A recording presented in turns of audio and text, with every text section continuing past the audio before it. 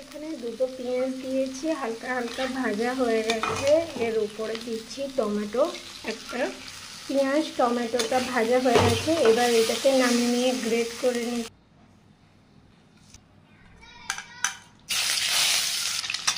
কয়েকটা গরম মশলা দিয়ে দিলাম, আগে থেকে বেটে রাখা আদা রসুন পেস্ট, হলদি গুঁড়ো, সামান্য একটু কালার আনার জন্য সামান্য একটু জিরে গুঁড়ো, আগে থেকে বেটে রাখা পেঁয়াজ আর টমেটোর পেস্ট, সামান্য একটু জল অ্যাড করে মশলাটা কষানো হয়ে গেছে প্রায়। এর জন্য আমি এবার হালকা গরম জল অ্যাড করছি। ঝোলটা ফুটতে শুরু করে দিয়েছে, আগে থেকে ডিম ফুলকপি ভেজে রাখা ওটা দিয়ে দিলাম। ডিম ফুলকপির ঝোল হয়ে গেছে, এবার এটাকে নামিয়ে নিই।